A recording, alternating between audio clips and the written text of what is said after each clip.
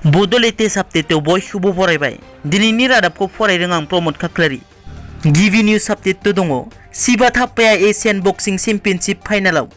दुबाइआव सोलिबाय थानाय एशियान बक्सिं चेम्पियनशिपनिफ्राय आसामनि बक्सिं गेलेगिरि शिवा थाप्पानि मोजां खौरां मोननाय जादों। दुबाइआव सोलिबाय थानाय बक्सिं चेम्पियनशिपआव 64 किल'ग्राम केटेगरियाव शिवा थाप्पाया सेमिफाइनालाव देरहानो हायो। बे बाथ्राखौ आसामनि बारग' गिबि मन्थ्रि सर्बानन्द सन'वालआ गावनि टुइटार एकाउन्टनि गेजेरजों फोरमायनाय नुनो मोन्दों।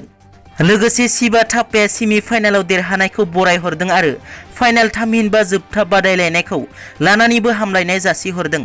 मख'नो गोनांदि शिवा थाप्पाया सेमिफाइनालाव ताजिकिस्ताननि बाखरदो उस्मनभखौ 4-0 फारागथियाव फेजेननानै फाइनालाव जायगा आवग्रिनो हायो। नैथियाव दङ। जनाय बर' थुनलाइ आफादनि आफादगिरिया रुंसारि जाबाय। धेमाजि जिल्ला जनाय बर' थुनलाइ आफादनि आफादगिरि दानसोरां ब्रह्मआ दिनै फुंनि 5:20 समाव प्रेसार स्ट्रकजों हरखाबै जिउ गोमायो। मख'नो गोनांदि बिथाङा धेमाजि जिल्ला सिमेन्ट सापरि हसिनापुर सिभिक गोजौ फरायसालिनि गाहाय फोरोंगिरिमोन। बिथांनि रुंसारि जानायाव ओनसोलनाङै लोगोसे माखासे आफादफोराबो गोथौ दुखु मोननाय फोरमायदों। थामथियाव दङ। कार्बि आंलंआव आयेन बेरेखा रां खांग्रा 2 लाइमोनखौ हमदों।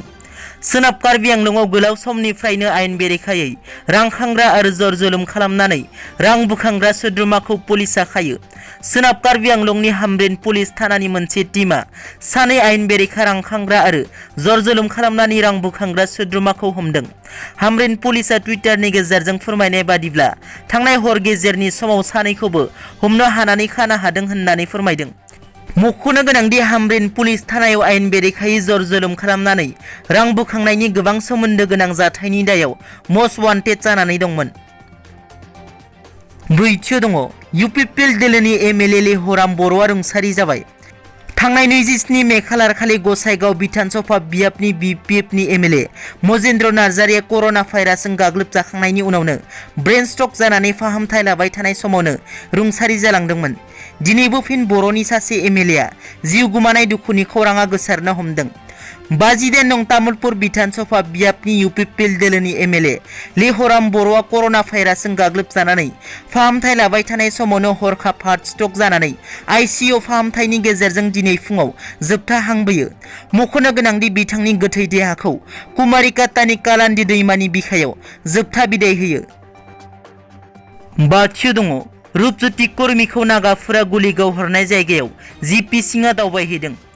थांनाय बृहस्पतिबार खालि मरियानि बियाबनि कंग्रेस एमएलए रुपज्योति कर्मीआ आसाम नागालेन्ड सिमना दिजोय बेली हाग्रा ओनसोलाव नायगिदिंहैदोंमोन।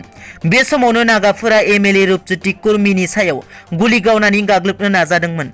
बिथाङा गावनि बडिगार्डनि हेफाजाबजों जेनथेनै जिउ रैखा खालामनो हायो। बे जाथायखौ लानानै Assam director of general police जिपि सिंआ आसाम नागालेन्ड सिमनानि दिजोय बेली हाग्रा ओनसोलाव नायबिजिरहैदों। मख'नो गोनांदि मरियानि बियाबनि एमएलए रुपज्योति कर्मीआ बे जाथायनि सायाव केस होनायलाय केस रेजिस्टार खालामनाय जाबाय। दथियाव दङ। एमएलए लेहराम बर'नि रुंसारि जानायाव बिटिआरनि गाहाय खुंगिरि प्रमद बर' आरो बारग' गाहाय हाग्रामा महिलारिया गोथौ दुखु मोननाय फोरमायदों।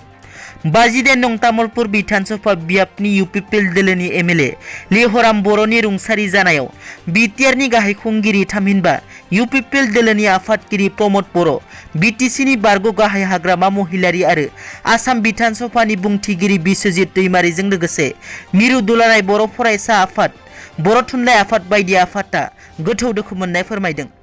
मख'नो गोनांदि एमएलए लेहराम बर' बिथांखौ थांनाय साननैसो सिगाङाव कर'ना टेस्ट खालामनायनि उनाव फाहामथाय होनाय जादोंमोन, नाथाय बिथाङा थांनाय 27 मे खालाराव हरखाबै बिथांनि अक्सिजेन लेभेला खम जालांनायनि उनाव बिथांखौ गुवाहाटी मेडिकेल कलेज हस्पिटालाव आइसिइउआव थिसननाय जादोंमोन।